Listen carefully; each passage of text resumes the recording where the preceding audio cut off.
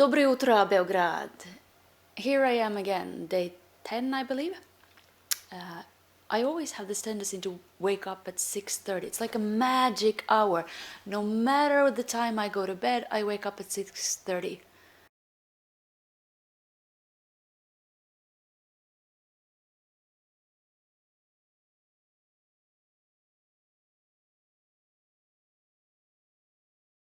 This morning I noticed that I had a few new subscribers.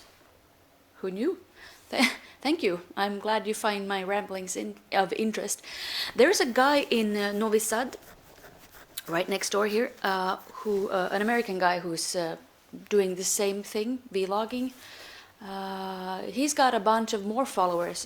I'm sure you've probably stumbled across him already, but in case you haven't, I'll put a link in the description box below, as you say on YouTube. I occasionally follow him, like watch his videos, to see what's going on.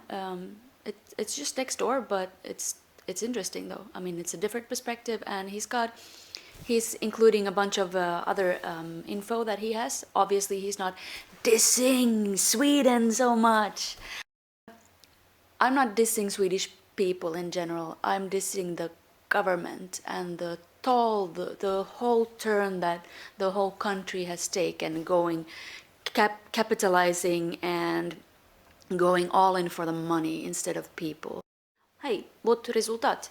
In the midst of the corona crisis, where Stockholm is the epicenter for infections, Stockholm decided to sell one of its hospitals to the Wallenberg family. The Wallenberg family in Sweden is the Rothenberg family of Russia.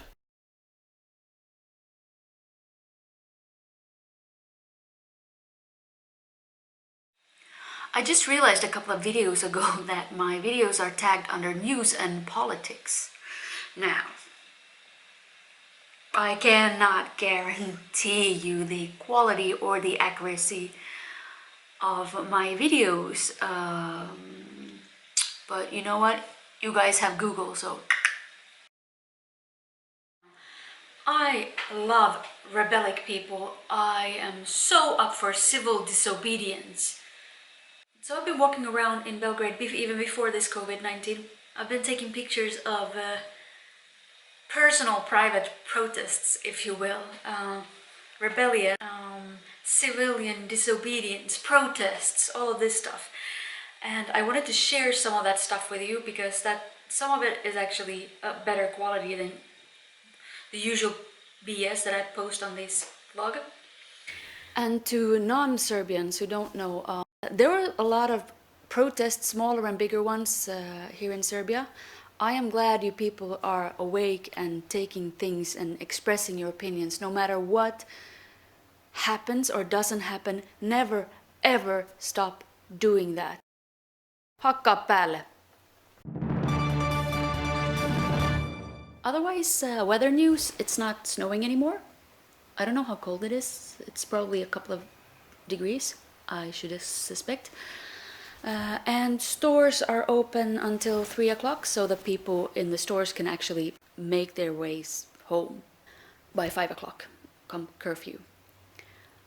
I was walking around hoping to find something else maybe open, and you know what? Some stores are open. I mean, for instance, I bought this hoodie yesterday.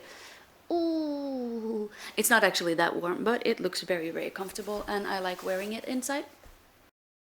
Yesterday I was walking in Kalamagdan Park, all alone. It's so eerie. You're not supposed to go in there. I missed the sign that said it's prohibited, so I guess I'm being a little bit of a rebel here. But I was not the only one inside there, so I'm not a complete criminal. Here we go. Here's New Belgrade in the background. And there were people there. You saw that, right?